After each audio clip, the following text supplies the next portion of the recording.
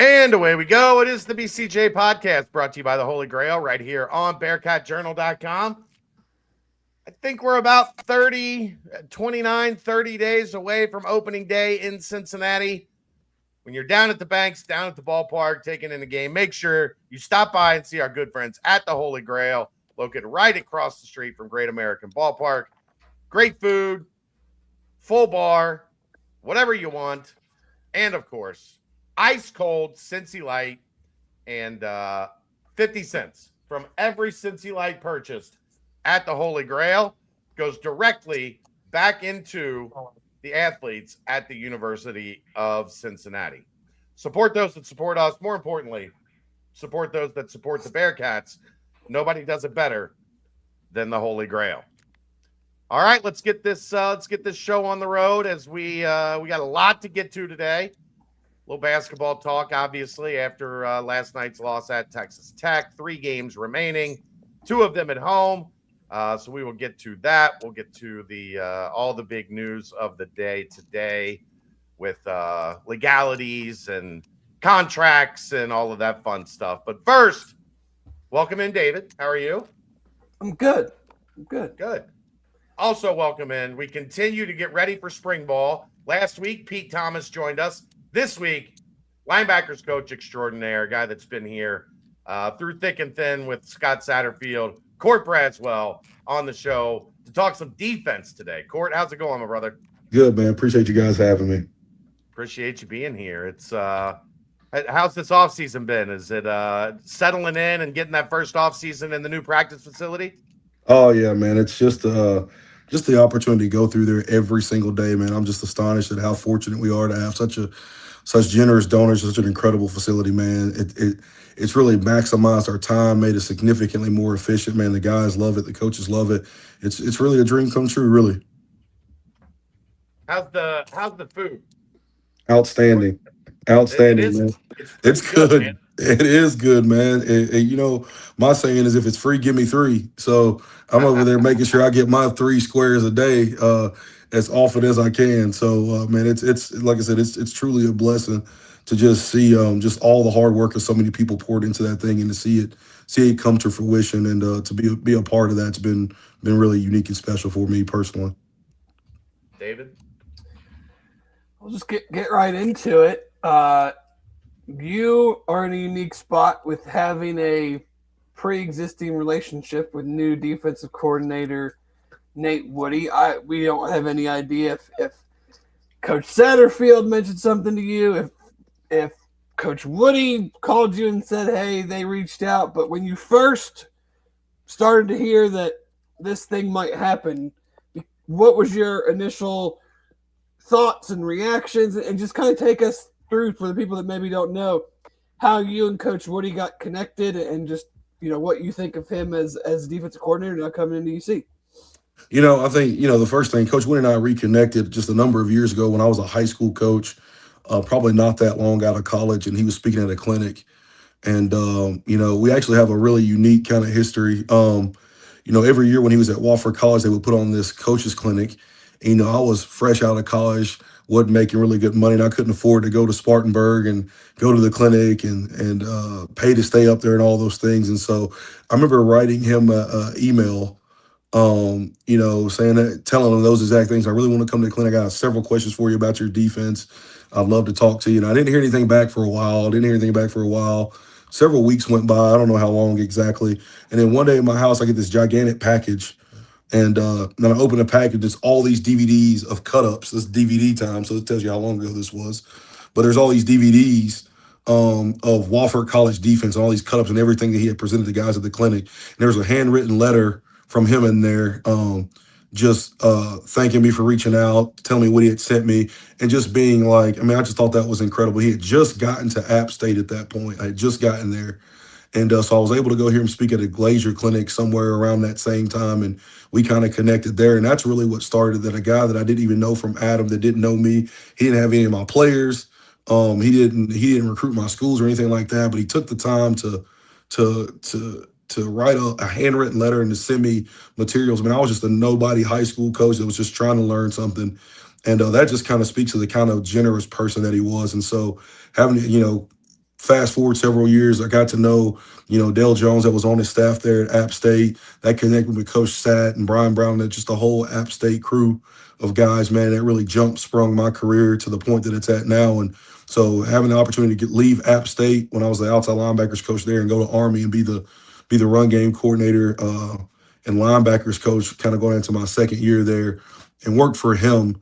Man, it was just really just a blessing. He's been a tremendous friend, a great mentor, and the opportunity to work again at this place that I'm so fond of. I'm thrilled. I'm overwhelmed with joy, man, because it's not just getting a really solid football coach and a human, but it's getting somebody that you really consider a mentor that's really helped me mature in this college coaching profession. From where I sit, he seems, I don't want to, it's silly to throw around the term old school, but he just seems very detail oriented, very regimented, very confident in what he knows and what he wants. Just kind of take us into the type of coach he is and what you think the players will like about the way that he coaches and how that can have an impact on the defense. Yeah, I think, anything that you feel like is synonymous with really good coaching, I think he exhibits those characteristics. I think he's very much a player's coach, and he's going to be very clear, concise, and consistent about what it is he's looking for, what he thinks good defense looks like. But he's going to try to put the players in the best position they can possibly be in to make plays. And from a coaching perspective, he gives you the autonomy to run your room and to run your group within the scheme of the defense. And so, he never stifles creativity. He never stifles ideas. He's all about what can make us better and what can get us off the field the fastest. And so, those are the things I really appreciate about him. He's old school in that he's older than me. That's what I always say.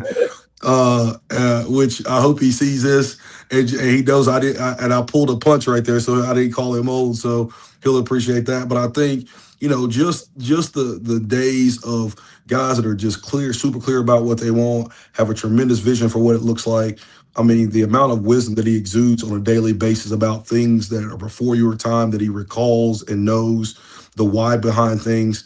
When I worked for him the first time in Army, I was really early on in my college coaching career, and my number one focus was just making sure the linebackers were good, making sure I did everything I could to have those guys prepared. Coming back later, a few years later now, and having matured a good bit in my profession, in my career, I'm getting to appreciate the why behind a lot of things that I didn't appreciate in the beginning. And I think anytime you can be around that kind of wisdom and that kind of seasoned veteran that's literally seen it all at all different levels, man, it only makes you and everybody else in the room better. From the standpoint of, we obviously know we're going to have a formational change from last year to this year defensively.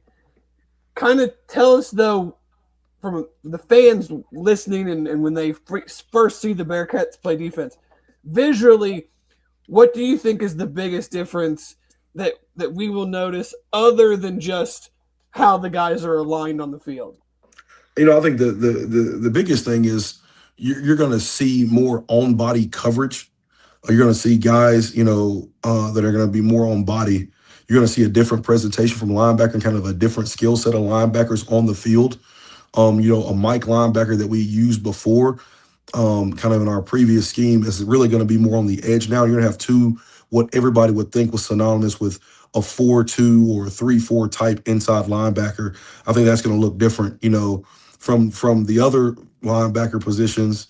You're going to see a really specific skill set, whether it's coverage, spatial awareness, pass rush, things like that. You get a more varied skill set from the entire core of linebackers and probably what people will be accustomed to seeing previously.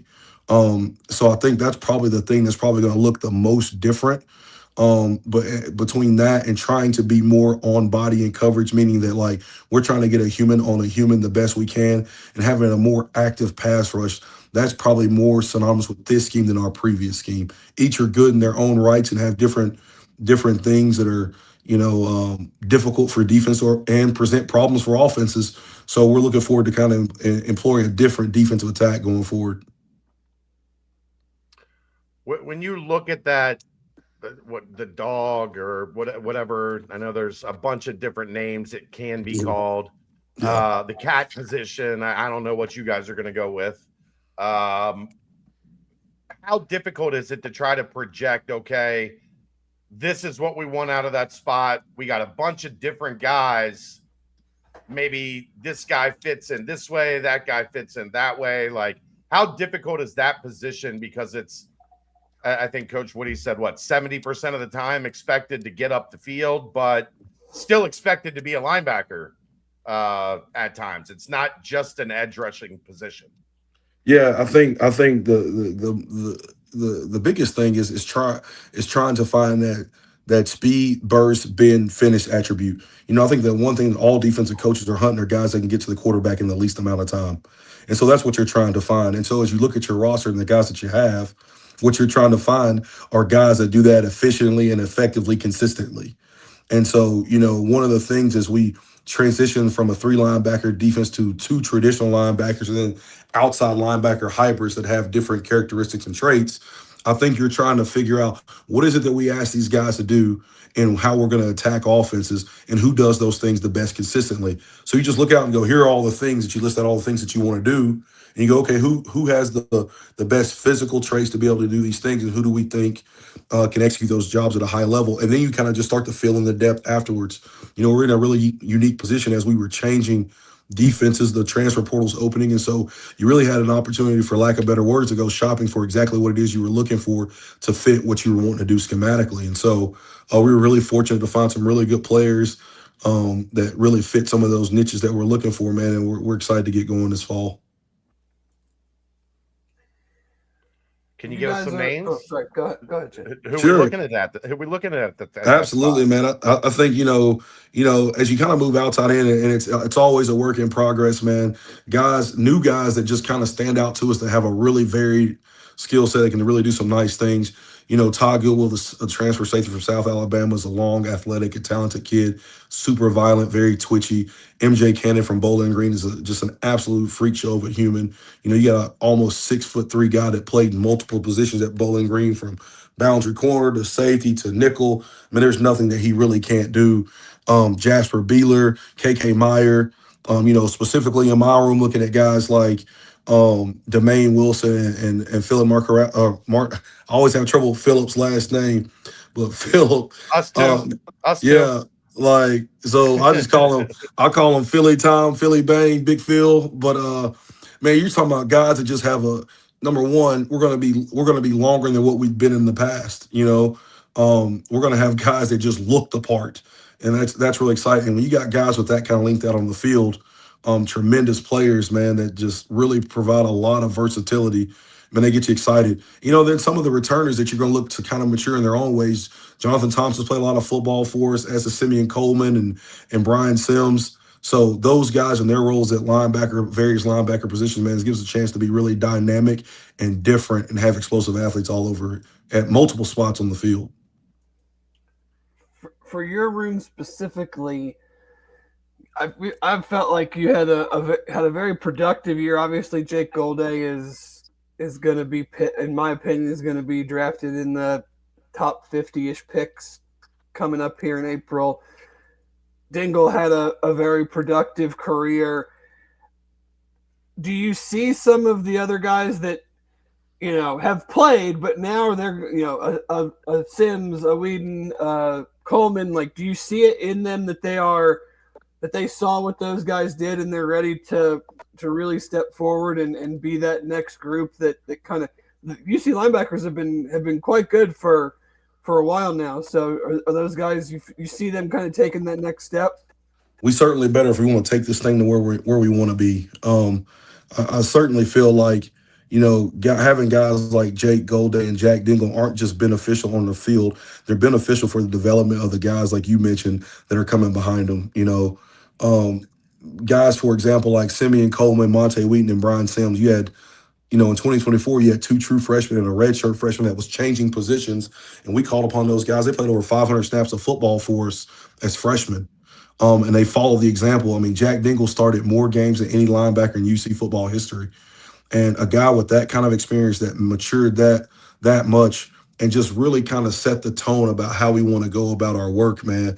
you can see his impacts tremendously, especially on guys like Jonathan Thompson, who was around him all the time, who had been with him the longest. Like the way that JT has grown in this offseason from a leadership point, from a strength standpoint, from a strain standpoint, I mean, from a maturity standpoint, all those things are really reflective of exactly how Jack Dingle and Jake Golday went about their work. And when you have guys that play at such a high level, it almost looks effortless, and they're who we all should aspire to be. Like I'm not saying that guys are going to be Jake Golday and Jack Dingle in that way, but from a professional, how they handle themselves on and off the field and how they go about their work, that's something that even as the coach, man, they always keep you on point. They're always helping you perfect your craft as a coach. One of the things I say all the time is, I'm going to help their plan. They're going to help my coaching, and those guys elevated our room in so many ways, man. And the effects of those guys in our room are going to be felt for years and years after it. So, how do you like the mix that you added quite a few guys? I think it felt like preparing potentially to go to a 4 linebacker look as you were going through the transfer portal, even though Nate hadn't been announced yet. But you've got a lot of veteran guys. You also have the influx of transfer guys coming in. Do you like that mix of your group of having quite a bit of veteran mixed with new blood? Love it, man. I love it. I think anytime that you can bring in new guys that you feel like can help you move the needle, I think it's an absolutely good thing. I think the other thing is it promotes competition. Nobody can get complacent, and so I think the biggest effect that it has is you have guys that haven't played a lot of football at UC, but they played a lot of football at other places, and so experience is valuable, man. It's very, very valuable. The pace at which the game moves for guys, how fast they pick things up, how easily they understand things, man. That's valuable, and so we feel like we went to the transfer portal and got guys that have played significant minutes at other places and played significant snaps at other places, and man, we're excited to add those guys to a group that we felt like was really strong coming back. You had 2 true freshmen last year in Harrison and Holcomb. Kind of, where do those guys fit in, and how do you think their development has gone maybe from this time last year to where you are now as you get into the spring? Man, those guys are doing a phenomenal job. I think, the hardest part for any freshman, first and foremost, where's the bathrooms? How do I do this? How do I lift? They're trying to figure everything out. Both those guys played at really good programs here in the state of Ohio who we're really excited about, and they have a lot of physical gifts and attributes, but you don't really get to the gifts and attributes until everything else starts to slow down. You want a guy to go out there and make 100 tackles, and he's not exactly sure how we go about our lifting and how we go about our running. And man, but they've done such a great job, especially coming early and trying to adapt and roll and do the things that they can do. I've been really impressed with their growth. They still got a long way to go, as we all do, but we're looking forward to really big things for those guys going forward.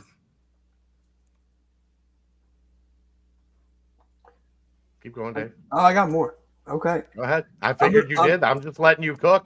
I'm going to be a little bit of a homer with this one. You don't know this, obviously, but I went to Springboro, and one of my best friends is their defensive line coach, so I'm obviously going to ask about Evan Weinberg. And you guys kind of came into the picture a little bit later in his recruiting process. He was already committed. What did you guys identify, and what do you like about him? Obviously, I'm not going to say like how much is he going to play this year. I mean, you have a very deep and talented room with a lot of upperclassmen, but just from a prospect standpoint, getting a Springboro Panther on the roster always makes me happy. Might be the first one ever too. So. Yeah, man. I mean, the biggest thing is just his sheer size as a human being. Like he is a very big and gifted athlete, a super serious kid about his craft. Every time I talked to him, he was coming from a workout, going to a workout. He was just a constant worker all the time, and I love that about him. Loves football, super serious, phenomenal family, man. Phenomenal family. Got people. I can't remember if his brother or his dad were UC grads. I think his dad was a UC grad, but just really phenomenal people, man. And then when I watched him play, just an absolute warrior, man. He's got tape falling off of him. He's playing tight end. He comes out tight end. He's on the punt team. He runs out on the punt, makes the tackle, goes out on defense, sacks the quarterback, goes back out on the punt return team, goes back to tight end. I mean, just didn't want to come off the field. Played physical. He's strained, and he's right up the road. And so, I just, man, I loved everything about his game. And he was a guy that I thought the most impressive thing was how much better he got in a short amount of time. Like from his junior season to his senior season, man, was a tremendous amount of improvement that made him a guy that like we absolutely had to have, man. So we're excited about him and seeing how he grows. Can't wait to get him here this summer. You got another freshman in Jackson Newton who kind of flew under the radar, and I popped on his tape and I was like, this dude is athletically insane. How is no one recruiting him? Doing some things that you don't really see out of that position in high school from an athletic standpoint. That's obviously what draws you in initially, but then when you dig into a little bit more, what did you guys like about him? It's just exactly what you're talking about. I think once you pop the tape on, it's pretty evident the kind of athlete that he is. You know, he was a guy that, fortunate for us, kind of flew under the radar. He was at a smaller school, and he transferred to Oxford High School there in Alabama and had a tremendous senior season. And that was one of the things that just stood out to me. Number one, the competition that he was playing at Oxford. He played some really good football teams and was around a really good football coach. And his athleticism, his length, and just raw potential. You know, the new phrase is he's Gold-Day-esque. You know, long, athletic. That's the new phrase when we see a guy that's just an absolute freak athlete. Is they're Gold-Day or Jack Dingle-esque in that way. And so, well, hopefully he can put on 40 pounds like Jake. Yeah, that's the thing that just stood out to him, man. The twitch and the bend, and he was a basketball player that was kind of late to football in some ways, and man, just the way that what he did, it kind of fits in that same mold of guys that we were looking for, with abnormal size matched with really rare athletic potential at that size. So you've got these guys that are long and super athletic. That 6'2.5" to 6'4" guy that really long, can run and change directions. You're not sure what he is, but he can potentially be anything you want to be and be really good at it. And so those are the guys we're trying to collect, man, and just add them to a already roster that we feel really good about. I think Chad mentioned Cat. I've heard in some older videos of Coach Woody him call it the Apache. Is that position, is that one that you like? You would love to find someone who could play it all three downs, be a run linebacker plus play coverage, or is that a position that you're like, okay, we're going to use this guy on first and second down, this more of a safety on this type of situation, and maybe even more of a true slot corner on a third and long situation? Or do you try to find someone that can do it all? That being said, that's probably maybe pie in the sky a little bit. How do you see that position unfolding with what you guys have on the roster? Man, that's probably the beauty of what the roster looks like. We got a lot of versatile guys that can do a lot of the things that you're talking about at a really high level. You mentioned guys like MJ Cannon, Ty Goodwill, Monte Wheaton, Terrell Holcomb. Like, man, those are all guys with different ranges of skill sets, but they're long and athletic. They all do different things well. And so certainly from a defensive perspective, anytime you don't have to change personnel on the field, you feel really good about who's out there. It certainly gives you a distinct advantage, whether it be tempo, personnel groups, or whatever. But a guy that can go out there and cover a slot receiver as well as set an edge on a big tight end, that gets you fired up. And so the more guys that we can collect like that, that have that range of skill set, the more varied and you can be defensively.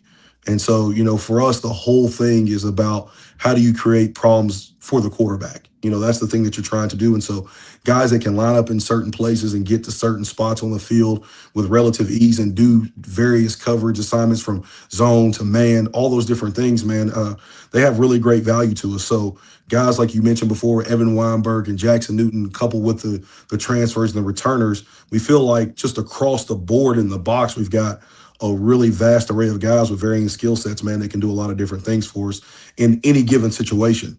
I think when spring practice comes, you certainly find out, once the pads come on, you find out, who separates themselves, athletically and physically, you certainly find those things out. But man, that's what makes this spring so exciting from one's previous is that, man, there's a lot of really good DNA out there, man, that we're excited to get to work with. The 3-3-5 in this league was something that had a run of success. Mm-hmm. Do you think the offenses started to figure it out? Do you think it started to become part of that cat and mouse game where something works for a while and then everybody starts doing it and then the offenses catch up? Like, did it feel like teams were more ready for it maybe than you guys expected? I don't think it ever feels like that. I certainly felt like we were really prepared. I think, for us, for us, the Big 12 gets a lot of flack. People always talk about the Big 10 and they talk about the SEC and how good the football is. We play doggone good football in the Big 12 too. Yeah. You've got teams like BYU and Utah and Texas Tech and Arizona State. That is some of the best football teams in the country over the last several years. And certainly we felt like we played really good football teams. I think offenses always adapt. I think anytime you do anything for too long, you've got the best ability for players we talk about is availability. The best ability for coaches is adaptability. You've got to be able to change as the times change to keep up with the Joneses, for lack of better words. And so I think, as offenses evolve and they start to do more things, one of the things about the three high is it's almost like the three back under center of offenses for defense. Like, people aren't exactly sure what you're doing with the middle safety. They're not exactly sure how you're fitting certain runs. Everything looks like a middle field close. There's a guy in the post. And the way you have those rotations can affect the quarterback. And so sometimes because of that, you might be a little bit softer on receivers for access throws. And so there's some easy yardage or free access yardage out there for offense. But as the field begins to condense, it becomes significantly harder. We're certainly well aware defensively there were things that we could have done better. We did not force enough turnovers last year. There's probably 7 or 8 dropped interceptions on tape in the hand that we got to come up with. But there's also some really good highlights. We improved our third down defense significantly. We were 30th in the country in red zone defense. And at the end of the day, Chad, I think it comes down to 2 things, man. How good you are in the red zone and how good you are on third down. I was like, if you can do those 2 things, those 2 metrics, and obviously force turnovers, but specifically red zone and third down defense, if you can do those things really well, you're going to give yourself a really high chance to win. And so we saw significant improvement, maybe not numerically or on the stat sheet nationally rankings wise, but from where we were in 2023 to where we came in 2025, there was a significant difference. We went from non-competitive games at times to being right there and to being in the hunt for a Big 12 championship. So we certainly feel like if we can find a way to be better on third down, to be better on in the red zone, to move to top 20 in the country in the red zone, we certainly feel like we're heading in the right direction. At about game 8, we were 26th in the country in scoring defense and 14th in red zone defense. And, you hit the Arizonas, the BYUs, the TCUs, you hit the string of really talented teams that have done well. That's where we've got to continue to improve for the Bearcats. And so I think finding guys that can help you in those situations, length helps you in the red zone. Athleticism helps you on third down when you can be on body and play man to man, and you can tighten the windows of the quarterback when you're rushing a passer. 8-man drop is awesome. 8-man drop with guys with long arms out there covering them with great athletic ability is awesome. A 4-man rush with guys that can play on body man to man is awesome. And the only thing better than a 4-man rush is a 5-man rush. And so, the more that we can be varied in our attack, man, and keep offenses off balance, I think we'll see ourselves improve numerically or statistically defensively. But I think, to answer your question, it's a long-winded answer. Offenses certainly catch up. I think that's the cat and mouse game of it. But defensively, having enough things in your package to be able to go to when the offense presents an issue is the number one quality that any coach has to have defensively, man. And to me, that is the one thing that Coach Woody, since I've been with him, has done a phenomenal job of, man, is he knows it so well and has done it in this defense for so long. He's had the ability he knows how to answer the questions and the issues immediately, snap to snap. And you think defensive coordinators in a lot of places, man, they're journeymen and they change defenses or change things as they go from place to place. But he's been doing this for 30 some odd years and nearly the same defense, man. So just having that wisdom imparted to you and on the part of your players every day, and I think it's going to make us significantly better. You mentioned the 8 to 9, dropped interceptions, and turnovers are a good bit of luck and reliant on the offense to make a mistake. But from just a pure coaching standpoint, what can you do? What do you guys do to try to coach havoc, coach ball disruption, get more turnovers? Because that's that, and I feel like pass rush, and that might have been part to the defensive scheme in general, are kind of the two biggest areas I feel like, you mentioned third down, red zone, those things always need to stay positive and stay improving. But the turnovers and the pass rush forcing, havoc on the quarterback, how do you guys actually coach that? What are some things you do to try to force the offense into those areas where then you have to then capitalize on? And you mentioned we didn't do that enough of last season. That's a great question. I'm going to get a little philosophical on you, David, for a second. So spare the football nerddom. But to me, you're right in my wheelhouse there. Yeah. So to me, it comes down to, there was a study done about turnovers in the NFL a couple years ago. And what they found out was 70% of turnovers came from sack fumbles and interceptions. And so, the correlation is that if you're not getting people in a situation where they're throwing drop back passes, then you're 70% less likely to get an interception or create a turnover. So if all your turnovers, or the majority of your 3 out of 4 of your turnovers, are coming on sack fumbles off drop back passes and drop back pass interceptions, well, then if you're not getting those opportunities, then you're not getting turnovers. So to the point, from a philosophical standpoint, when you're playing a little bit softer coverage on the edges, and keeping the ball in front of you, and depending on really good third down or red zone defense, you're not getting in third and drop back passing situations very often. Therefore, you're not getting the opportunity to get to the quarterback. So in a world where you're playing in 3rd and 5, 4, 3, and 2 very often, they're not dropping back the pass. If they're not dropping back the pass, you're not getting to rush the quarterback. If you're not getting to rush the quarterback, you're not creating timing, you're not creating havoc, you're not creating distress, and they're staying pretty much in rhythm.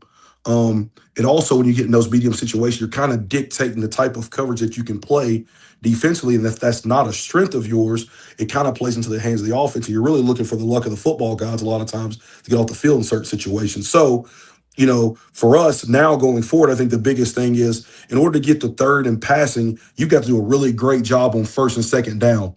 And I think that's probably the most important thing and the most overlooked thing when it comes to third down defense, is how good a defense do you play on first and second down. So if we can find ways on first and second down to get them off schedule, to get them behind the chains, to get them in drop back passing situations, then the mentality on defense can turn from let's just get off the field to let's take the ball away.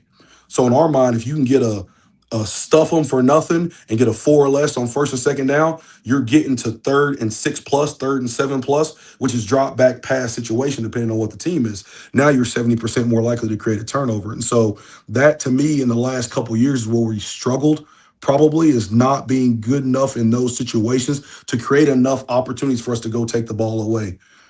So from a coaching standpoint, it's working on picking up fumbles, working on catching the ball. Some of that stuff is just as simple as a guy turning his hands the right direction to catch a ball, attacking the ball over your head in the air. I think of just 2 specific instances. I mean, we're going to walk one in against Nebraska for a touchdown, and there's 1,000 guys around the quarterback in red jerseys, and the quarterback's able to plant his hand directly on the ball and pull it right back to him. Some of it's just we ain't been living right. Probably need to start doing more tithe and offering or something on Sundays. But, we're playing Iowa State, and the running back's running, and Golday punches it out, and it hits the ground and bounces right back up to him running full speed. And you're like, man, okay, those are missed opportunities. But when we get chances to go make a play on the ball, we've certainly got to come down with it. So you got to work on catching, you got to work on picking up fumbles, those simple, monotonous football fundamentals of catching the ball and carrying the ball. I mean, we got to continue that, punching the ball out, creating turnovers. I think that's the big thing that we got to continue to work on and improve upon. Does that mean a higher percentage, I don't want to call it press, but a higher percentage of more on coverage at the line of scrimmage to try to reroute receivers and make them go where you kind of want them to go, versus what we've, from our standpoint, sitting in the stands or watching on TV, felt like more off coverage and keeping everything in front of you. And like you said, if you're not in those third and whatever situations, it becomes much harder to get to the quarterback and much harder to cause those disruptions. Do you think that is something we see more of with this defense versus the last couple of years? I think anytime that I think any defense wants to try to be on body and create as much havoc and challenge throws as often as you can in an effort to get to those situations. So I think we've certainly had ways in the last couple of years to do those things, and we did it really well at times and did it poorly at times. That's on the part of we got to coach it better and they got to play it better, and that's part of growth. I certainly think as you change defensive schemes, the ideology of how you go about creating turnovers hasn't really changed. Just the defensive alignments and how you go about it is probably a little bit different. And the players that we're deploying in different positions is a little bit different. And so, as you mentioned before, the guys you play in different spots, you feel like have a better chance to challenge certain throws based on just what their skill set is. And so I think the biggest thing for us is success on first and second down isn't just predicated on being on body and coverage. It's also creating situations where the quarterback may be confused about the coverage. You attack a protection, you draw a protection, look at attack set protection. You run a pressure and outnumber them. You create some type of stunt in the run game that creates some type of tackle for loss. It's trying to find different ways within the schematic of the defense to create issues based on the plays that you think you're getting. If you're playing a team that loves to run on first and second down, you're not really caring about on first down, they're running it all the time. You're not really caring about on-body coverage in that situation. What you're caring about is how can I create a negative or no gain play in the run game? So that's what your plan is built around. If you're playing a team that's built around easy access throws on RPOs and trying to get the ball out quickly to different people, then you're building a plan and like, man, how do we challenge these open access throws and take air out? And maybe you're a little bit lighter in the box. Certainly for us, when we were playing Utah, who's a heavy run team versus playing, Baylor, who is a heavy pass team, the plan to stop on first and second down is the same. I guess the goals are the same, but the ideology of how you go about that is different. And so, and some of that plays to what you do well defensively and who you're playing with. So it's all this wonderfully complex schematic of how you get those things done and then getting the players to execute that every Saturday within the scheme of the defense. It's funny you brought up Baylor. I want to ask you this, and you might just say I'm not going to answer this. Were you surprised with what they did in-game offensively, running the ball as much as they did? Not at all. Not surprised that they tried to run it at all because of what they were shown. Like, I think they were the number one passing team in America when they came here, Mm-hmm. Which is a heck of a feat because there's a lot of really good teams out there that score a lot of points. And so the plan is try to force them, try to show super light boxes and talk them into running the football, and then try to knock it down for minimal gains. And, we did a really nice job that game of tackling the ball in open space, a really good ball carrier.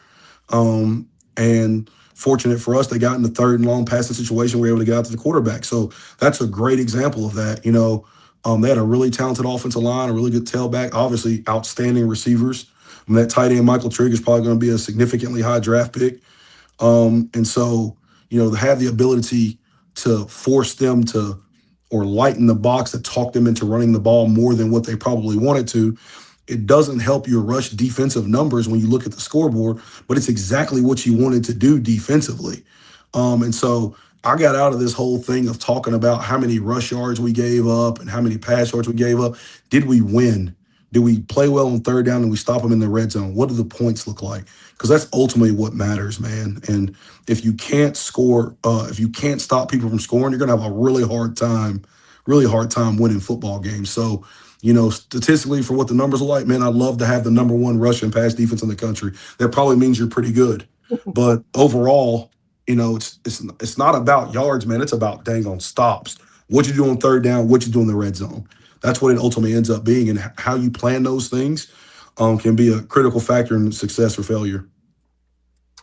I agree. I mean, I think as I was watching that game, they just obviously you're showing them a picture that's telling them that they should run the ball, but it's still up to you guys to stop it when they have a really good running back in Bryson Washington and like I said, Trigg, and you guys did a great job on him as well. It just felt, for me watching, I was like, man, they're really sticking with this for way longer than I expected them to. But I do want to ask you one. I don't know if Chad has anything else. We don't want to keep you too much longer. You've been great with your time. No, go ahead, Dave. Of the transfers, it feels like Ty Goodwill has generated a lot of buzz, whether it's within your coaching staff and personnel department or other personnel departments around the country. Is he maybe up there as a guy that you think can truly be a difference maker in the back end of this defense? Man, I think we got so many guys that can be difference makers, man. We are so much improved in a lot of ways across the entire team. But man, when you start seeing guys with that kind of length, size, and athleticism that are so highly touted, like Ty Goodwill, MJ Cannon, KK Meyer, Jasper Beeler, even returning guys like Zay Johnson, man, it gets you excited. It really does. I think all those guys collectively as a group have a really good chance to move the needle for us in the back end, man. And that is probably out beside my own group always, but that is a group I'm most excited to see get to work this spring, man. I can't wait to watch those guys play. Well, we're right there with you. The defense has a new look and a whole lot of new parts. So we're ready for spring ball. I'm sure you're ready for it being in the facility after the last about 3-4 weeks ago, the weather we had. You guys were probably all thinking, thank God we have this building this year. Man, I'm a Georgia boy, born and raised. I'm not built for the cold. I get real grumpy and impatient when the colder it gets outside. I think my mood is directly correlated with the Fahrenheit, man. So the lower it is, the less tolerance I got. So I'm so thankful that we got a beautiful facility like we do to get out of the elements a little bit. Of course, Nico's got us out there on those Wednesday morning runs, and so I get swiftly reminded of the ever-changing climate here in the Midwest. But during the day, during the work day, man, I'm certainly grateful for it for sure. Well, we are ready. I don't know if Chad's got anything else. No, I thought you were gonna hit him with some travel. Oh, yeah, we can end on that.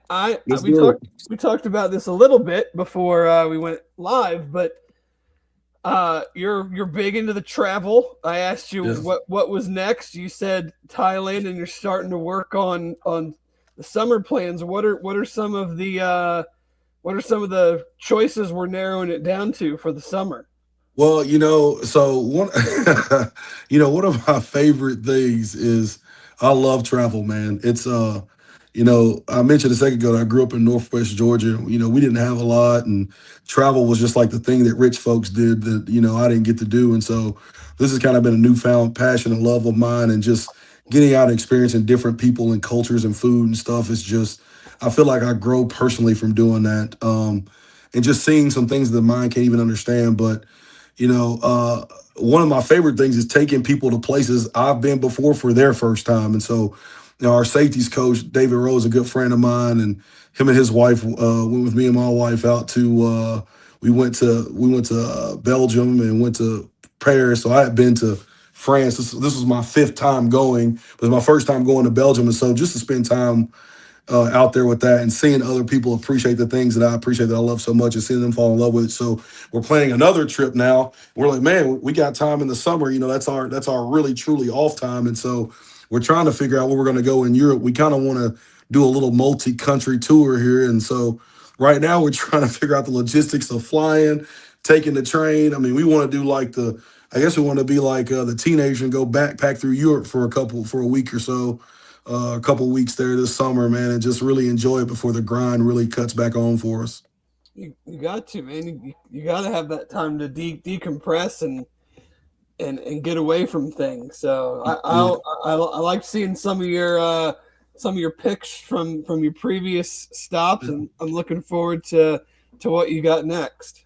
I appreciate that, man. Hopefully we can get on Safari's the real goal. If I can get the Safari, man, I'll be doing all right. I don't know if I've got the nerve yet for the Safari, but I'm gonna get it figured out at some point. Have you seen these new places in Texas that have popped up where you can sleep next to a giraffe enclosure? Yeah, and in the morning, the giraffe peeks his head in your room, like, "Hey, you got some food in there for me, bro?" Man, yeah, I think like that's what I'm looking for, Chad. I'm looking for that thing that you can't get anywhere else because when it's all said and done, man, I'm laying in my grave. I'm not going to be laying there thinking about how much money I saved and how much things I didn't do. I want to live and experience, and when my time comes, man, I want to have the highlight reel of all these amazing places I've been and people that I've met and things I got to do, on top of this amazing career that I have. And so I love football. I'm passionate about it. I love what I get to do and where I get to do it and who I get to do it with. But it's also I want to have something else, man, that really feeds my soul in a different kind of way. And I've certainly found that in travel. You want There's the spot where I might get attacked by a lion? Is that what you're saying? Listen, man, it may not go well, but it'll be a hell of a story. You know what I'm saying? I don't think you're telling that story though. No, but this is your job. This is why I'm on this. This is why I'm on this right now, so you guys can tell my story. You know what I'm saying? Like I'm on the BCJ. Like you got to carry on. Like man, this guy had a linebacker coach, and then he decided to go on the safari, and now we're looking for a new one. Great story. What happened? Oh, he's just living life, man. I'd rather that happen than like get gout or something. You know what I mean? Like, I guess. Yeah. I mean, let give me something go out with a bang, man. Are you a TikTok guy at all? I'm not, man. I get like I'm more of a people send me TikToks and I look at them, but I think I posted 8 or 9 things. I got to get my page going. I think I told you about my page, man. Now the Instagram page is all right and it's attached to a Facebook page, but. If I can get that going, man, and I just love to share that because so many people think that travel is unattainable and you can't get to it and it's too expensive. But man, you got the time, you got the money. There's ways to make it happen and just have really unforgettable experiences, and that's what I'm trying to get to. So I need to get my TikTok page together. I need to send you one. There's a TikTok page. It's these 2 guys that live in New York. Yeah, and New York is obviously the food mecca of the world, and they are traveling around the world, every country in the world, by eating at a restaurant that is from that country in New York City. Oh, wow. And it's been really cool. Like they go and they sit and they talk with the owners and they let the owners pick the food. And like, there's been a couple times where the owner's like, hey, we're having a New Year's party tomorrow night. Why don't you guys come back and celebrate the new year with our culture? And it's been one of those, like, if you're looking for all the different, it's a really cool idea. Yeah. And I've enjoyed watching it. If I see it, I'll next time I see it, I'll send it to you. Please do. Maybe we need to take this Bearcat Journey pod on the road, man. This would be so much better if we were doing it from like the Amalfi Coast, man. I'm in. Yeah. I'd be down with that. Yeah, let's get that done. BCJ on the road, man, and we can get that figured out. I feel good about that. When Fickle was here, he did both Vegas and Mexico. While on this show. Yeah. See? There you go. So basically what you're telling me is when I get to Thailand, I need to check in with you guys. Yeah. Just saying. You can let us know how Thailand's going. Yeah, we'll do that. We'll kickstart the YouTube series or the Instagram series. I think it's a great idea. I don't know why we're not on it right now. Maybe part of this trip is getting you guys involved in the backpacking across Europe. Yeah. Yeah, it'll be good. We'll get it figured out. We're not big walkers here. Now, Dave exercises a lot. No, not a lot. That's being very generous. Yeah. Yeah, I'm not either, man. But I will eat and tour guide my way around the entire continent if I can. I had a food channel for a little bit with my daughter when she was little, but then she grew out of it. It was called Brendel's Bites, and we were doing different spots around Cincinnati. That's catchy, man. That's so catchy. I need to bring it back. You gotta bring it back.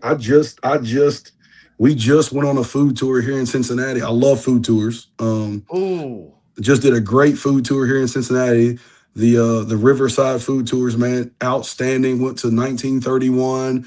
Went over to Findlay Market. I mean, we had a phenomenal time, man. We have some phenomenal history and food here in the Queen City, man. I really had no idea. I knew we had good food, but getting to some of the places I hadn't been yet, I had the best time. Had a great time. I just in my brain popped out the name of your food show. What's that? The Courtyard. Ooh, that's good. That's solid. That's solid. That's solid. I Work need on it. that. I like that, man. I might have to. We'll I work might on have to steal Braz's bites. Might have to take that from you. Take my inspiration from you. It might be.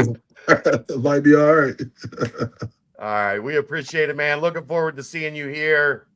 So we're what, 2 weeks? Less than 2 weeks from the start of spring ball. Yeah, man. We're excited, man. I appreciate you guys for having me on. Thank you so much. Thanks, Coach. Let's talk soon. Appreciate you. Sounds good, man. Appreciate you guys. All right.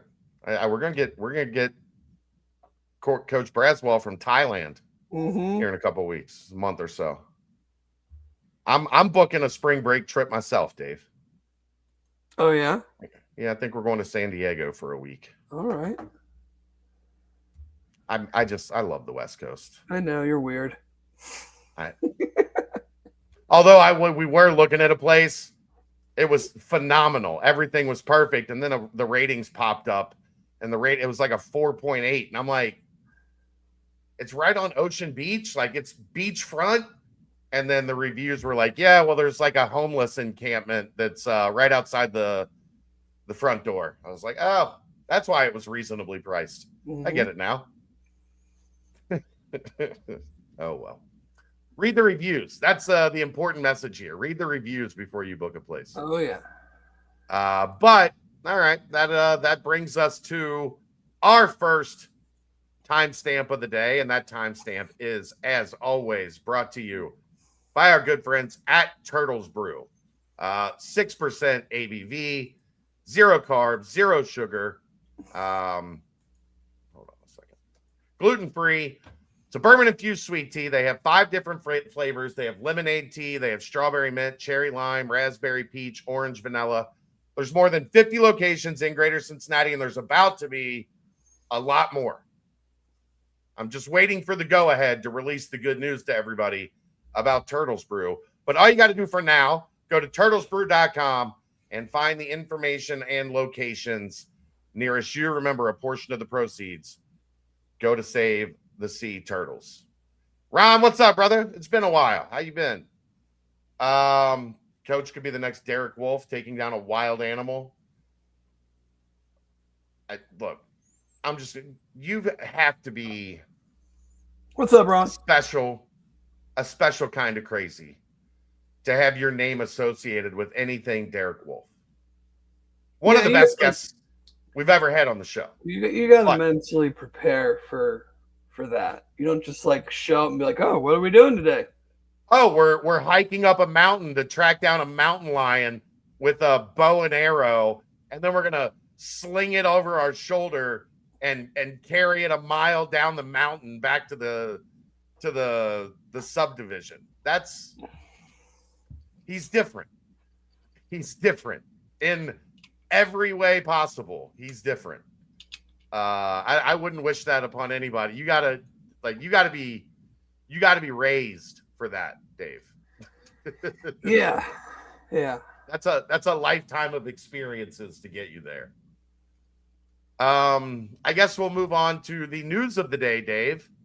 I don't really have much to say. I mean, it's a contract. Well, it's a podcast, so yeah, we have to talk about it. It's a contract. Brendan Sorsby and the University of Cincinnati agreed to. The university is now litigating against him for, what is said to be at this stage $1 million. That he is $1 million. Which he is said to be in violation of said contract. But we'll see what that means. I mean, there's a dude from Missouri that supposedly had a contract with Missouri, transferred to Georgia, had a contract with Georgia, transferred to Missouri, played all last year. Missouri brought suit against him, and now he transferred to Miami. Yeah. So while it's newsworthy and discussion worthy for the show, I'm not sure there is much meat on the bone, so to speak, at this time, like to actually dissect and talk about what it means. What will he pay it? Will they negotiate it down? Will he just double bird him and say, I'm not giving you anything. Let's go to court, blah, blah, blah. That part, I don't really know I don't have much to comment on. I mean, I would guess the lawyer is looking at taking the route of everybody else and saying the NCAA is in violation of antitrust in everything that they do. So this contract, the stipulation in the contract is, I guess, null and void or whatever. But if it's not shut and dry, like I don't know what we're doing. Right? If you sign a contract, you get paid your money for one half of that contract. Cincinnati holds up their end of the bargain, and then you break the contract and go somewhere else because, and let's call a spade here, prior to the 2025 season in the spring or summer or whenever the contract was inked prior to his junior season, I'm sure Brendan Sorsby felt, this is where I'll be if I'm not in the NFL. Mm-hmm. I will play here for my next 2 years. My out is the NFL. If I blow up and then that's my best opportunity. That's why there's a stipulation in the contract, reading through the stuff today, that would have let him out of the buyout clause if he declared for the NFL. And then he played well enough to become one of the top quarterback transfers on the market and made a financial decision. I think the thing that's going to be damning for his case, Dave, is that Texas Tech acknowledged that they were going to have to incur the penalty of there's a $1 million buyout, so it's in the new rules, right? That they're going to have to take $1 million off of their revenue share. They worked it into whatever they were willing to pay him, with the understanding that $1 million of that was going to be accounted for going back to UC, and that they decided they still wanted to do this. I mean, my thing is okay, the reverse of it, if you can't uphold that, a mutually agreed upon contract, yeah, if you can't uphold, signed by your agent, if you can't uphold that, then what is keeping teams from making their NIL payments performance-based? Right. I mean, you're not an employee. I can make this contract based on whatever I want. We are going to give out signing bonuses and then performance-based contracts. Which right now you're not supposed to be able to do because it's NIL related. It's not allowed to be that side of it is not supposed to be tied to performance. But if there's no teeth to the revenue share or the, whatever the language is, the contract that he signed, then why are we signing contracts? Right. What are we actually doing here? Because this is very similar to the conversation you and I have all the time, that the record in the agent versus athletic director competition is very one-sided. Well, has an athletic director ever won? Not to my knowledge. I mean, maybe the Harbaugh restructuring. But that wasn't, I don't even think that was the athletic director winning. John Harbaugh probably would have just gotten fired if he did. Well, yeah, but they lowered the buyout when they restructured. They gave him extra years, but lowered the buyout. Yeah. So that if they did fire him the following season, that they didn't have to pay him as much money. There were very much circumstances, non-traditional, non-common circumstances. And that is a non-common human. Right. But if a school and an agent agree on a contract for 2 years, and it's just very easy to just say, yeah, I know we agreed to that, but we're not going to do that. And we're going to go do this other thing. And then the school has no recourse. Then why are they then doing, why would they then not structure things that would be in their benefit?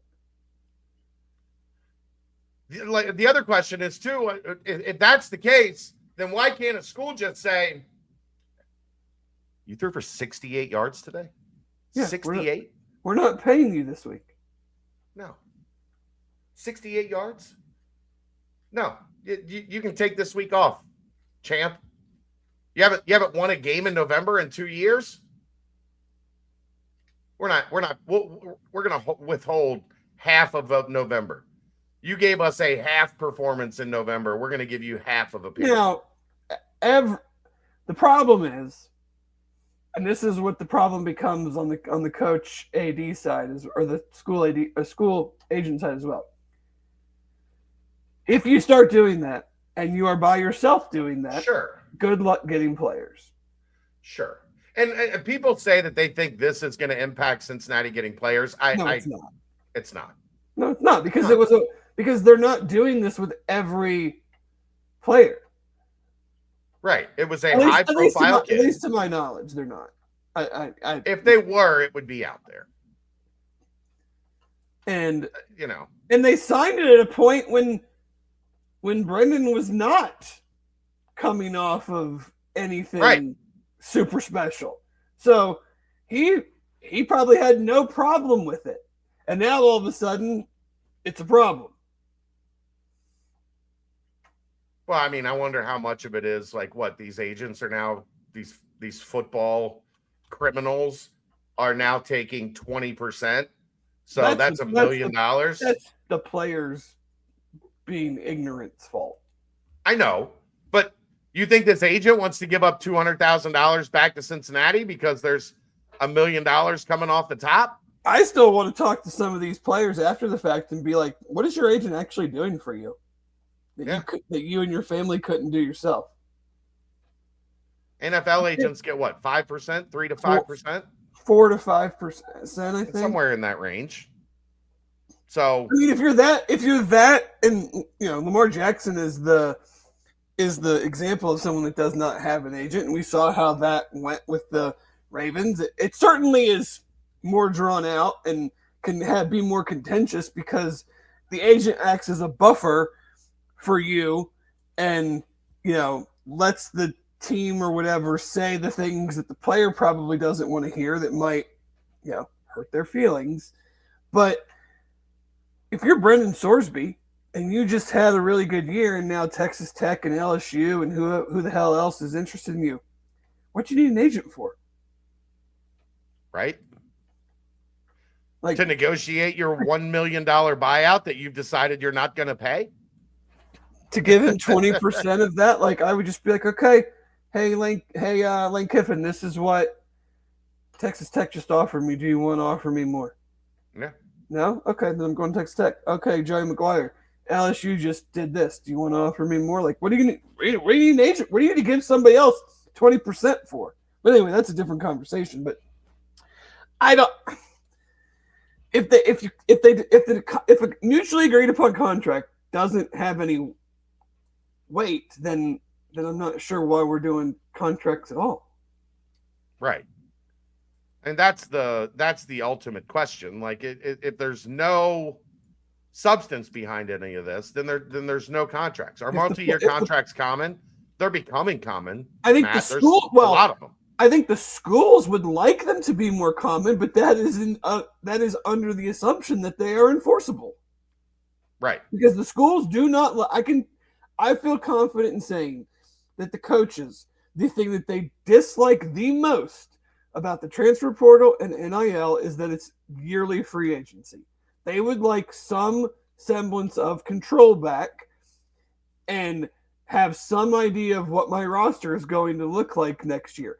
But if those contracts aren't enforceable, then why is it okay for the player to just say, I'm not going to give you that, even though we agreed to it? But the school couldn't say, I'm not going to give you that, even though we agreed to it. Yeah. It's just such a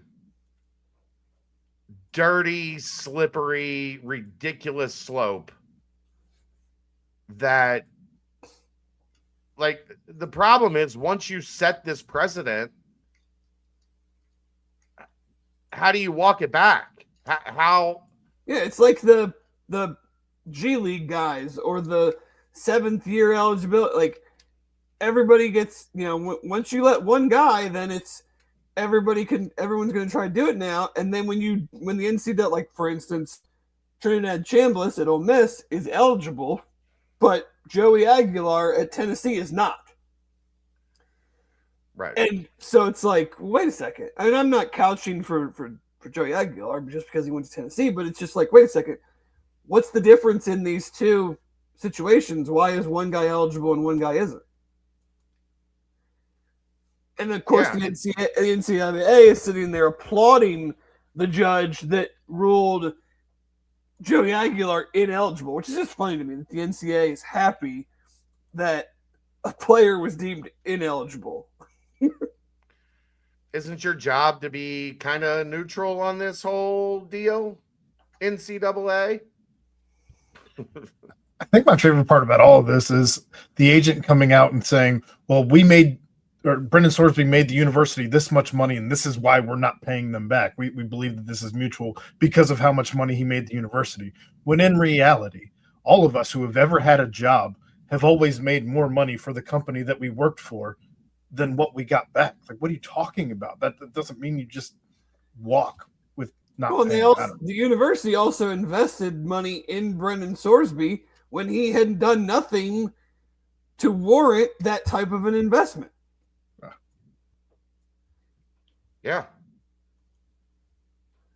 Both sides took a chance. The chance paid off. Brendan Sorsby left UC in a bad spot where they had to navigate the transfer portal waters to find another quarterback to be your starter. And he went and quadrupled his salary. The other thing, Joe, we say collective bargaining until we're blue in the face. You know, collective bargaining is stupid for right now? The players. They're winning. They're getting the bet. Like, Brendan Sorsby's in a situation where he had a stipulation in his contract that 30 days after he entered the transfer portal, he had to pay UC $1 million. And he just said, no, not doing it. Come get it. Athletes don't want that, because I don't think they might realize it, but I don't think they know what that truly means. Right. Because you know what happens if we get collective bargaining and they become employees? The scholarship money becomes taxable. Every meal becomes taxable. Room and board becomes taxable. And all of a sudden, you can be fired for performance. Yeah. Or lack thereof. You can be cut, just like every other pro sport. Like, I think we all from the outside, and I have been screaming collective bargaining for a long time because I don't think you can fix any of this without both sides coming to the table and agreeing on whatever it is that they collectively bargain. But right now, this thing is heavily slanted to the athletes have no reason to come to the table. No. They have the leverage. They have the power. They have free agency every year. I mean, I don't know the details of it because I didn't read the full tweets and whatnot, but I know Ross Dellinger was tweeting today about there's a concern that players will just leave after the spring or before this. Like, I don't know the details of it. I may be saying that incorrectly. I know you and Aaron do a much better job talking about the nuances of that. But Ross follows the business side of the sport very closely. So they're talking about putting penalties in for schools that operate outside the transfer portal. Mm-hmm. I think that's what he was talking about today, that they're trying to get ahead of this because teams are like, Aaron and I have talked about this a bunch. The Retzlaff kid from BYU, he just transferred. There was no penalty. He transferred, went to Tulane. Well, same thing the whole season at Tulane. Thing with the defensive back from Wisconsin to Miami. Yeah. Signed a contract, decided, nope, I don't want to do this anymore. Just transferred to Miami, dropped out of Wisconsin, enrolled at Miami. Wisconsin fought it. Big Ten fought it. He played in the national championship game. Yep. So a lot of good in the fight. Billable hours, wins again. I mean, I think they're talking about if this goes through, like 5 scholarship reduction, a 6-game suspension for the head coach, a pretty massive fine. Like they're throwing around some pretty heavy like penalties for if schools go outside of this rule. I'm sure it will be taken to court. I'm sure it will lose. Yeah, because everything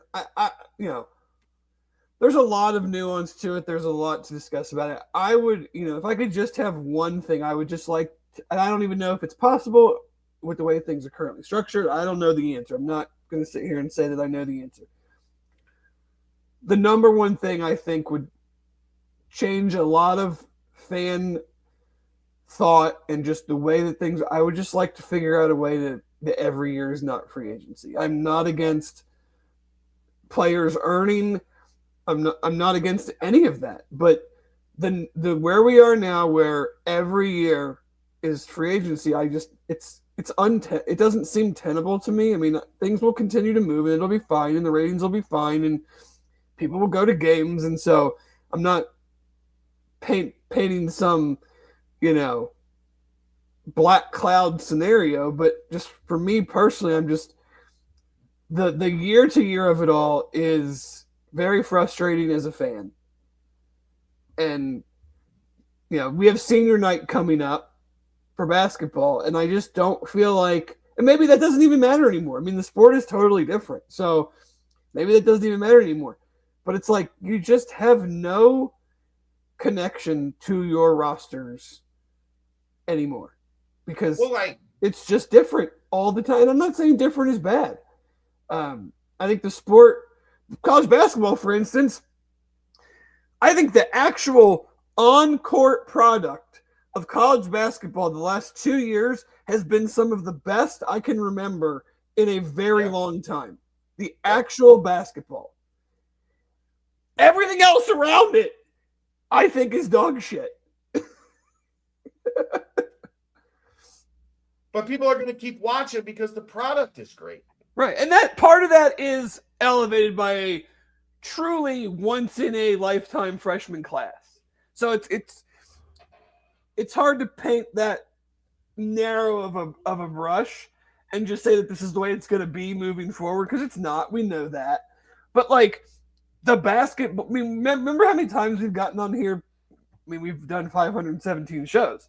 I'm just talking about like it's layups and threes, and it's not good basketball. It's not good basketball, and you just can't say that now. Even taking the UC side of it out of it, like there is really good basketball across the board, pretty much every night. I mean, especially if you're a Big 12 fan.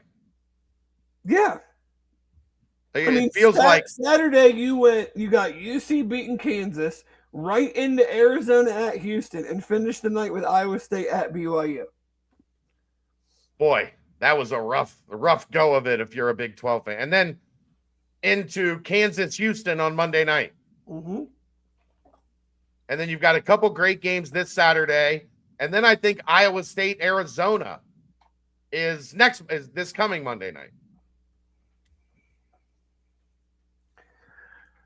So this product is great right now.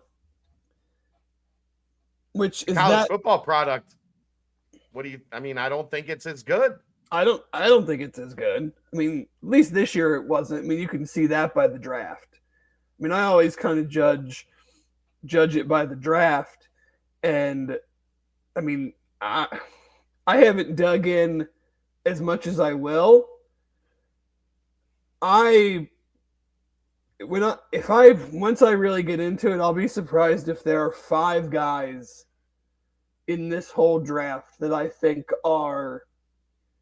have the chance to be like generational transcendent players. The senior night thing, I mean, I remember going with my dad to Max Eel's senior night. Bought tickets, surprised him with it. Like, you know, he loved watching Max play. That shit every year. When Hugs was out of, you know, center court doing the ceremony, everybody's bawling their eyes out. There's not a dry eye in the house. That carried over with Mick. Like the SK, Titus, Justin Jackson, senior night, Gary Clark, Troy Copain. Like, you go down the list, like, those were emotional moments that fans connect to. We're going to have 6 days from now, Dave.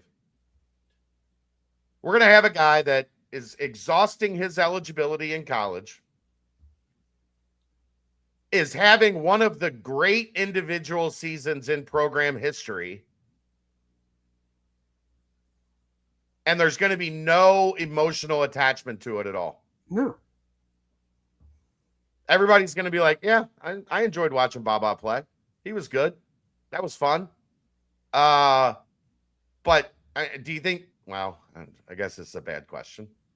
You think Wes and Baba are going to cry at center court? Probably maybe not. Maybe Wes. Maybe for a different reason. Sure. But like, but no, not in, and I know we're hearkening back to olden days, but we're hearkening back to like a fan connection, right? That the sport has lost its way, and in an effort to like regain its way, okay, 2-year contracts. You commit to us, we're going to commit to you. Player breaks the contract and says, fuck your buyout. I'm not paying that. Yeah, every new player, whether it's a freshman or coming from another school, you know, maybe you do it if you're transferring. If you're a transfer, if you're transferring after your freshman year, your redshirt freshman year, it's 2 years. If you're transferring, if you're already a sophomore or a redshirt sophomore, because you could be draft eligible, it's just a 1-year thing. We're not going to ask you to do a 2-year. If you're coming straight from high school, it's a blanket 2-year deal. You're with us for 2 years. If we can't get rid of you, you can't move on until those 2 years are up.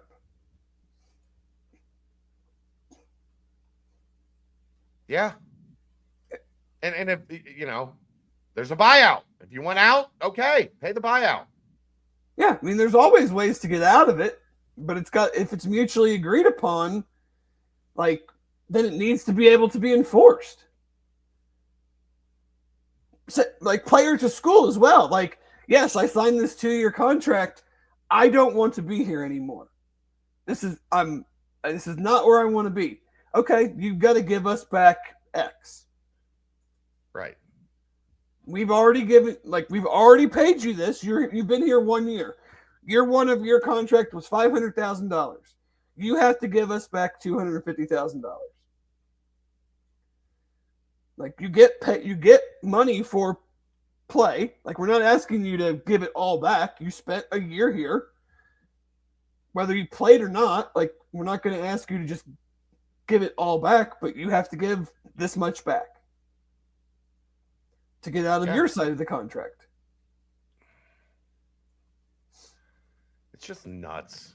Yeah. Like, why? What? Why are we talking about this, about college sports? Because they did it with no guardrails. They stuck their head in the sand. They said, we're not paying players. Come hell or high water, we're going to win in court. We're not paying players. And the court said, the hell you're not. And the NCAA went, oh, shit. Now what? Yep. And then everything they tried got taken to court. And for the most part, outside of they're winning some of the eligibility cases, because that's one thing they can set. They can set eligibility requirements. Right. And because they're like some of like the Charles Bediaco one. I mean, some of them are just so absurd that if you don't like strike this down, then what are we even doing? What's next? I played a whole season for the Thunder, and now I'm going to go back to school. Right.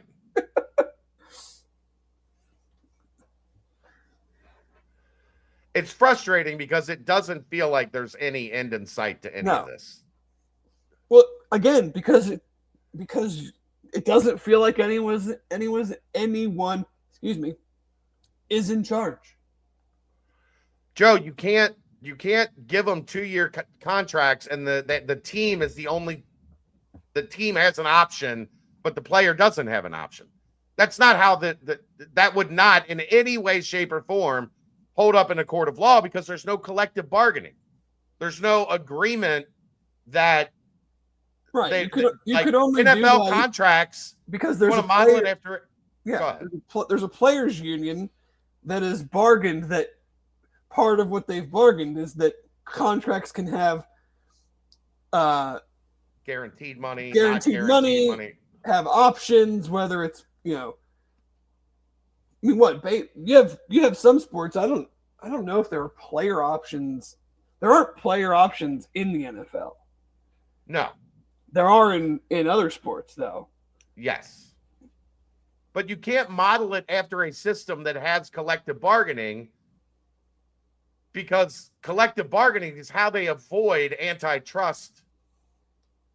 They have antitrust. It's how you avoid lawsuits. Yes. Because they could say, well, you don't like this, but you guys bargained this. You wanted this thing. You wanted this thing over here really bad, which then allowed us. You said, okay, we'll give you this thing. Yeah. And now, because you did that, you can't sue us for exercising that option and that right that you guys agreed to. It's all. Why are we talking about because it's the news, Dave. I know. No, I know, but we should not be we should. That's for an NFL or an NBA or an MLB type conversation. This should not be. Yeah, well, Joe said he wants to model it after NFL contracts. I just mean in general, Yeah, you can't. Getting into this sort of parlance is very frustrating. It is. So we're now in 22 minutes in, and we haven't even touched on basketball. We'll timestamp. I don't know. I mean, we night capped last night for a long time. I don't. That segment that we didn't want to do is brought to you by Turtles Brew. It's brought to, we need 6%. A law. You know what we need? We need a law firm. Any law firms out there want to come on and sponsor the college athletics business / lawyering segment of the where's our guy Fox? He's got a law firm, right? Why doesn't he sponsor us? I agree. The nightcap, we talk about this crap so much. The nightcap should be brought to you by Thompson. Where's Blake Maislin? 444. Yeah, 444. Whatever, I've actually heard he is familiar with this network and knows of us. Okay. So I just gave him a plug for free. If you're watching, Blake, DMs are open. Hit us up. If you know Blake, send him this segment 1 hour and 23 minutes into the show and tell him let's work something out. Let's talk. He's got a big advertising budget. Yeah. We know that. He's the last commercial before every Bengals game starts. Right? 6% ABV, 0 sugar, 0 carbs, gluten-free. It's a bourbon-infused sweet tea. lemonade tea, strawberry mint, cherry lime, raspberry peach, orange vanilla. More than 50 locations in Greater Cincinnati, over 100 around the state of Ohio. To find the information on the location nearest you, all you got to do is go to turtlesbrew.com. Bearcats fall last night. Texas Tech is still, even without JT Toppin, really good.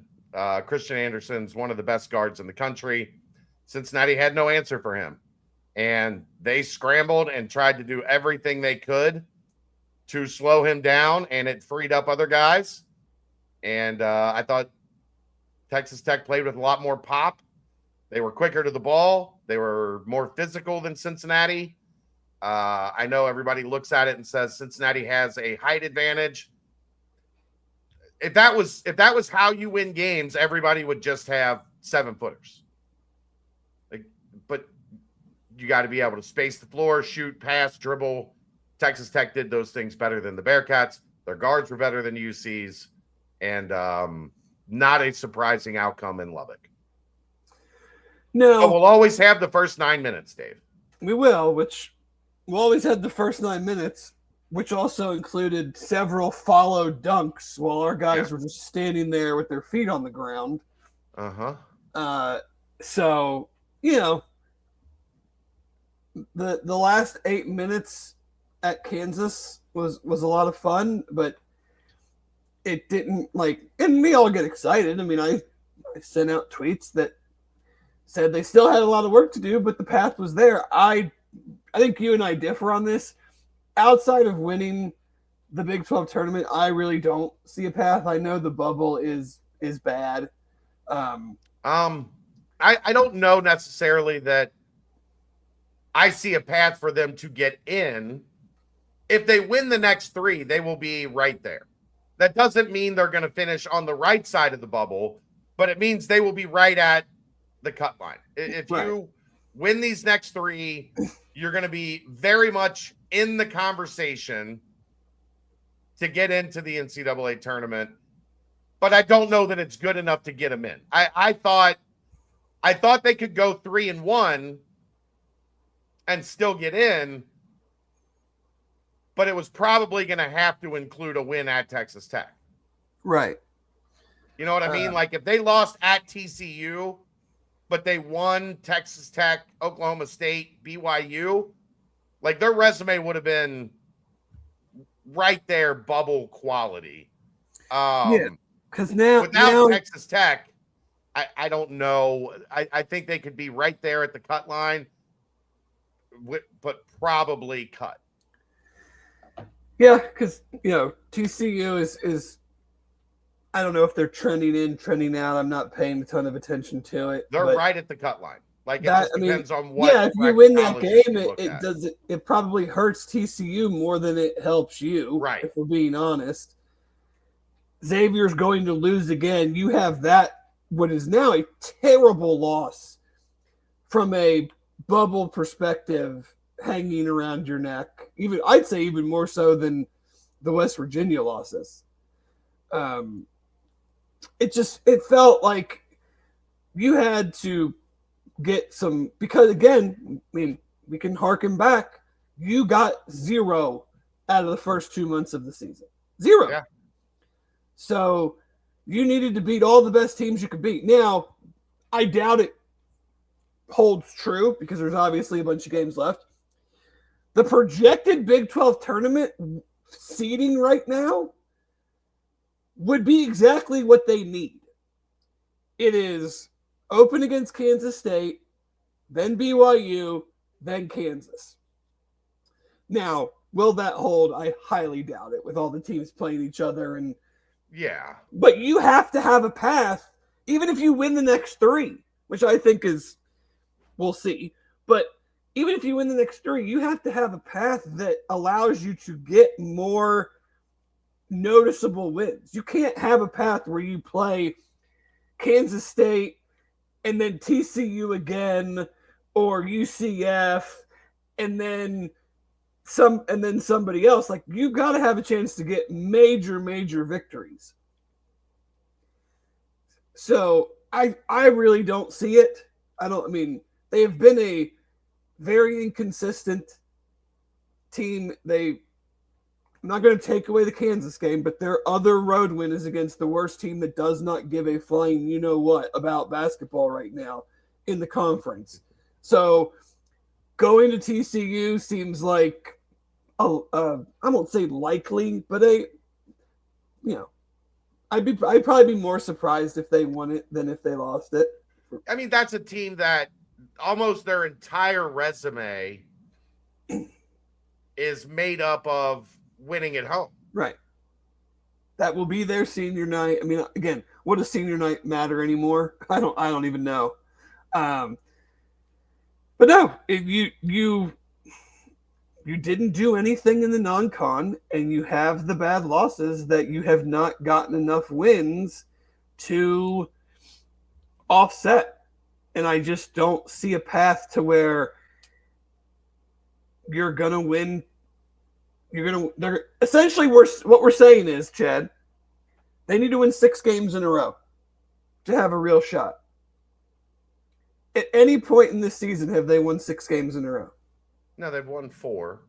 And then I'm not just saying Big 12. Like, even in the non-conference, No. did they win 6 games? No, they didn't. No. They were Right. they were what, 8-5 in the non-con? Right. So they need to do something at this stage of the season that they have not shown the ability to do in the previous 3.5 months. Because they got to win the last 3, and they got to win at least, I would say they got to win at least 3 games in the conference tournament. Because the first game in the conference tournament for them is going to do them nothing. Like that. I mean, unless if they get to the 8 seed, then they would avoid the first round. Right. So then you'd have the 8-9 game, which isn't going to matter for anything. Nope. And then probably Arizona.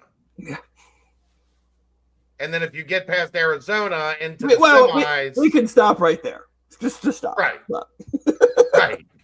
Right. Well, I mean, I'm sure Coy Pete will be back by then. Maybe they give everybody a rest.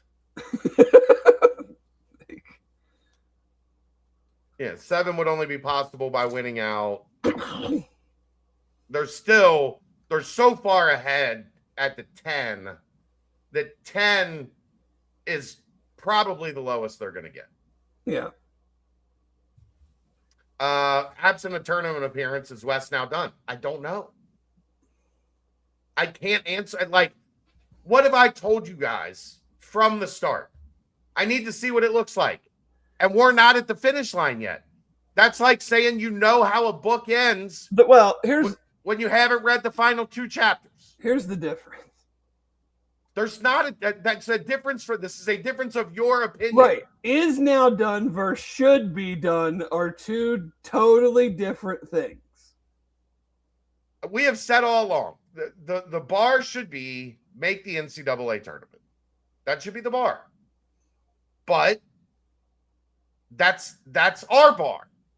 That's not what's coming from the university. If they finish 10-8 and they lose a close game in the quarterfinals of the conference tournament and they just miss out on the NCAA tournament, I cannot sit here and tell you with any confidence that they would make a change in head coach. No, it's not definitive. Now, should it be? I think it should be, because I think the alternative is saying that making the tournament is not that big of a deal. I don't think it's necessarily that as much as I think there's a lot more in play than just here's the arbitrary line. Did you meet it or not? Right. But at some point, how it looks can't matter as much as did you do it.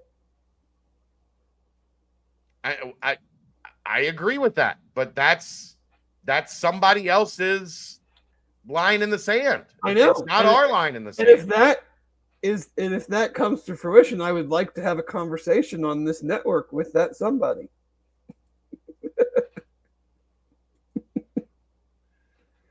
Yeah. I can't answer that with No, any. and I don't think it, I mean, I hope no one is expecting us to definitively answer. We're not it's not our decision to make. How can I definitively answer something that is not my call? I can only give what I think should happen, what I hope would happen if that was the case. I mean, I'm certainly not rooting for anybody to lose their job. That is not something that I do. But as a fan, if we're just going to run it back again because we got close again and we won more games in the conference than we did last year, then again, what is the end game? What is the goal? Right. What are we trying to accomplish? Right.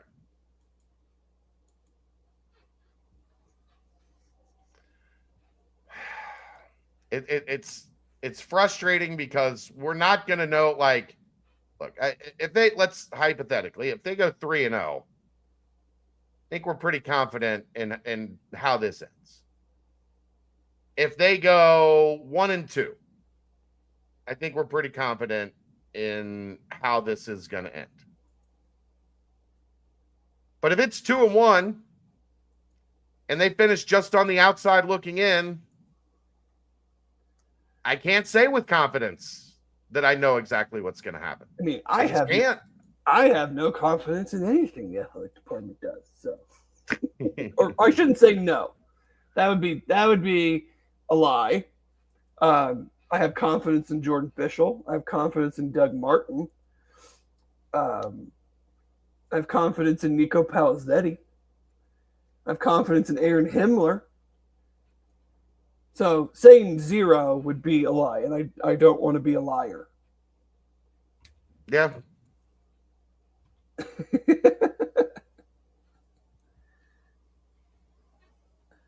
I can't tell you for sure one way or another that I even think I have an idea how it plays out, because I really don't.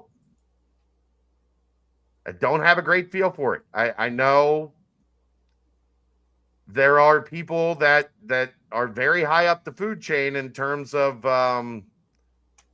funding and support, and they like less. I hope those people get on the phone for those poor interns that have to make phone calls to try to sell season tickets.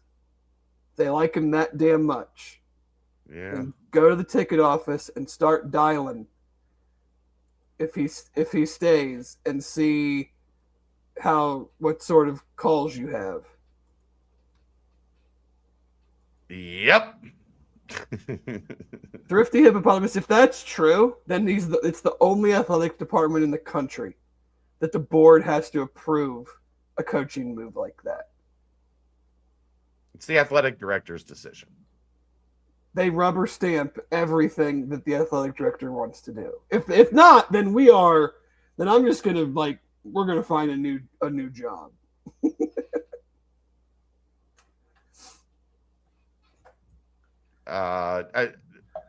Thrifty Hippopotamus, you have not polled the board.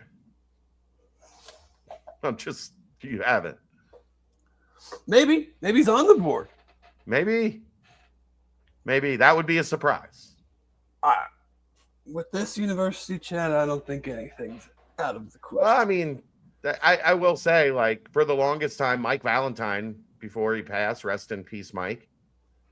Mike Valentine was on the boards regularly, and he would drop some knowledge, and people would be like, "How do you know? Who are you?" I'm the largest donor. And we kept his identity quiet. And my wife is the president of the board of trustees. We've got some ideas. Maybe Thrifty Walrus is on the board. Cincy Toughness, we're not justifying it. Hand up, guys. There's 3 games left. I think you all know what I think should happen. Yeah. I'm separating 2 things. I think Wes is a great dude. I think he is represented the university with class. I think he has brought in good players, good student athletes, good human beings. This is not about him at all. We have not won enough basketball games. We have not gone to the NCAA tournament since 2019. A change is needed. If a change is not needed, then I don't know what the goal of the University of Cincinnati basketball program is. I mean, I cannot be any clearer on that. Yeah.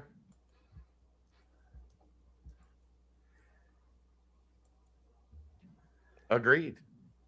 No, I know you might have not meant us specifically, but we can't speak for them. Well, here's the problem that I run into, Dave. You don't run into this problem, but this is the problem that I run into. If I give an opinion on this, even if I state it as an opinion, and it doesn't happen, Chad said, da-da-da-da-da. Well, because you've kind of hurt yourself in the fact that you've built up good sources and built up a good reputation, that people will think that your opinion is based on knowledge of what is potentially happening behind the scenes, that you're not just going to come out and say, sources have told me if West goes 3-0 that he is staying. Or sources have told, like, we don't play that game because we don't want to make sources look stupid. But yeah, so things that you say, and rightfully so, people are going to believe that there is some level of truth and knowledge baked into that. Opinion. Or why would you be saying it? It's the old Stephen Godfrey. I think I know. If I say I know, it's probably because someone important has told me something, and that's why I know it. Right. If I think, it's maybe because I'm like hearing stuff. And but I don't get to live in that world, Dave. No. Because even if I say my opinion on this matter is ... it is taken as Chad said this is what's happening.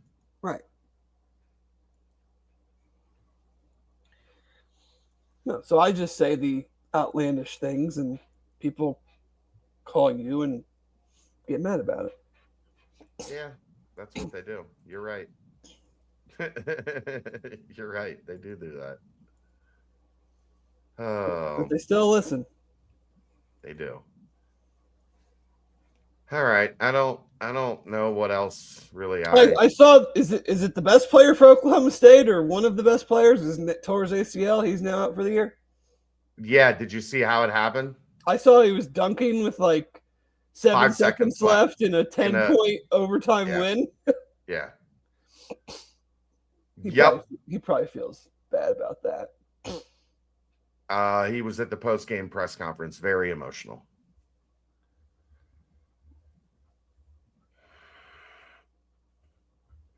Nobody's saying Cunningham operates in a vacuum, Thrifty Hippopotamus. Here's what we're saying. John Cunningham is the athletic director.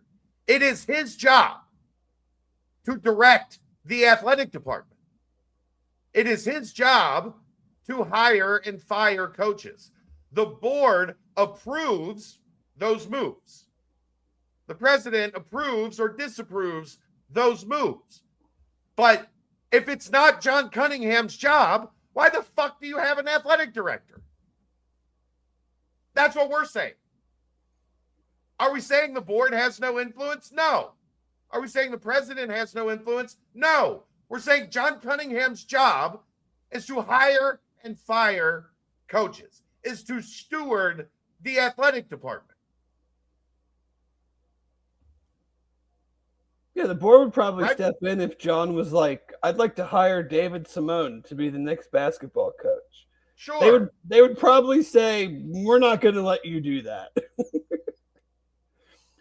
But if he said, I feel like we have given Wes Miller enough time and the results have not been there, and I would like to make a change. Well, he's arguing the opposite, that if John Cunningham decides to bring Wes Miller back, that the board would go over top of him and fire Wes Miller. No, I think he's saying that the board is saying, we don't want you to fire him. Oh, then I read that wrong. That's the way I took it. Was that there's not enough vote? He said there was not enough votes to make a move. The votes are not there to move on from Wes. Yeah, if he wanted to fire him, Brad Chendall couldn't coach his way out of a paper bag, Gray Bush. Come on. that guy's in a funk. He can't even ask a coherent question in a press conference. You think he's going to be able to coach a basketball game? Gets yelled at every time. Why do you think he's at the Topeka Times? That guy was any good, he'd have moved up by now. If he was any good, he'd be at the Topeka Times, not the Topeka Times. Dollars can't constantly be scarce. We either are in the Big 12 and we have dollars or we don't. You want to talk about scarce dollars, bring Wes back. Without a tournament appearance? Yeah. Yeah. And also, there's a mitigation in his contract that allows you to pay it out at $97,000 a month. You're telling me the UC athletic department doesn't have $97,000 a month?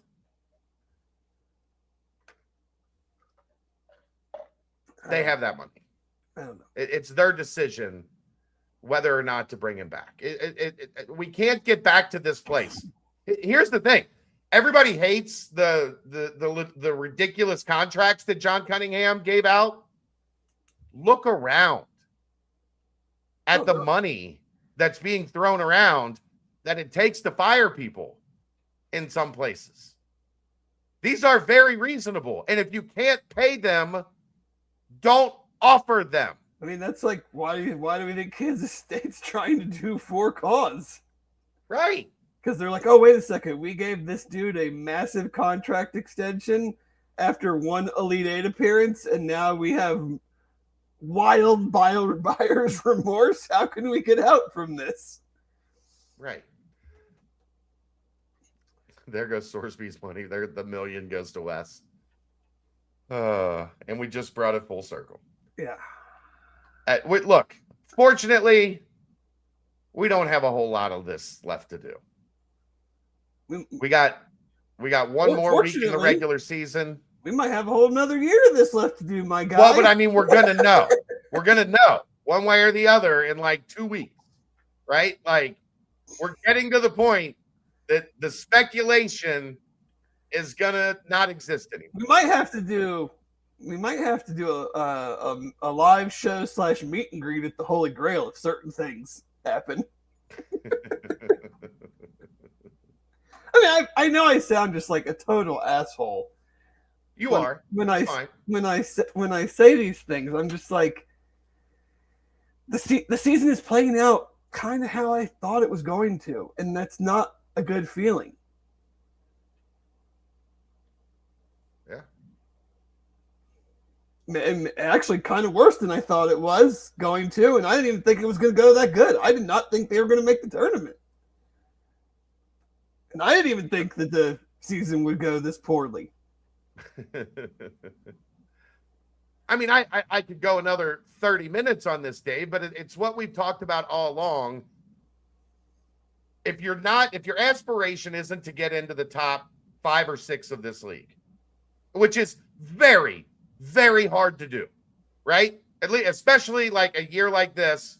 Yeah, there's 3 teams in the top 5 of the country. There's 6 teams in the top 20.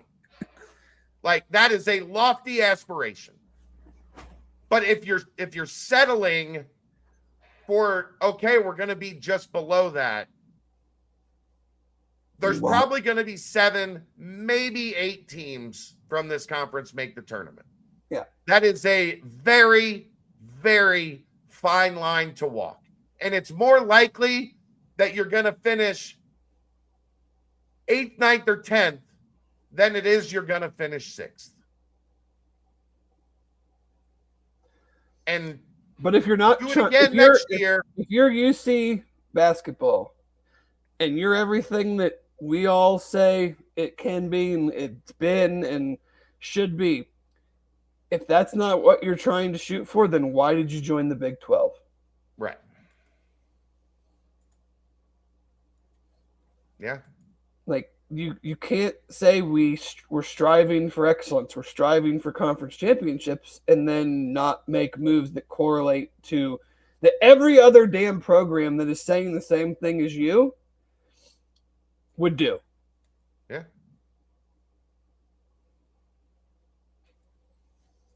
That's the reality of it. If you're okay with continuing to try to thread this needle for 7th, 8th place, making the tournament is going to be an incredibly uphill battle pretty much every night. Then you joined a conference for nothing then. Well, you joined a conference for football. And but I've been told that UC I've been told, continue to be told, that UC is a basketball school. There is a portion of the fan base that is here because of basketball. Yes. That portion is not driving the reality of. I'm not trying to pit one against the other. I know. But like, okay, if we're the basketball school, then this is not a hard. This is even less of a hard decision. I don't think that is the case. The losses to X and EMU were inexcusable. Sure. Yeah. Sure. That's Guess what? If they were at 18-11 with wins over Kansas and Iowa State, comfortably in the field. Yep. But they're not.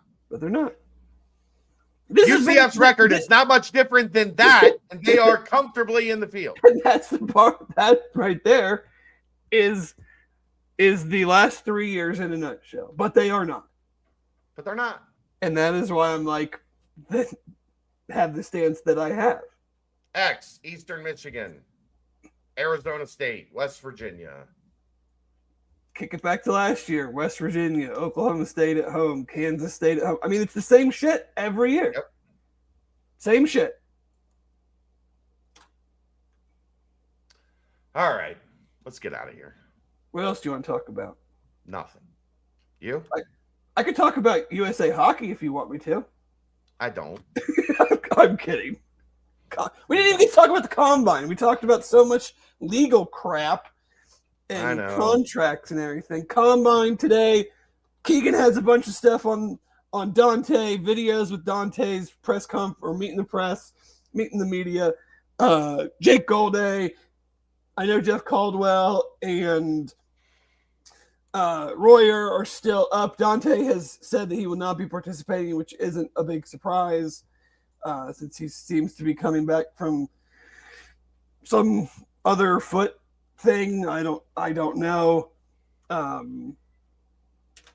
Yeah, that's kind of it. I think the on-field stuff starts tomorrow, maybe. Tomorrow. Keegan will be back. Keegan's there today, tomorrow, and I think the next day. Today, tomorrow, and Friday. We do have a baseball podcast tomorrow. Baseball team won. Baseball team won. 7 innings. 11 to 1. 7 innings. Run rule. Baseball podcast Bowling tomorrow. Green is wearing easily some of the ugliest uniforms I've ever seen in my life. They had brown jerseys on orange pants. That's something.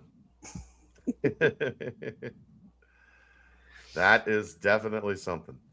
But yeah, that's gonna do it for us, and we'll see you Saturday. Well, baseball podcast tomorrow night, and then Aaron and I will see you Saturday after the game. That's the BCJ podcast, brought to you by the Holy Grail, right here on BearcatJournal.com.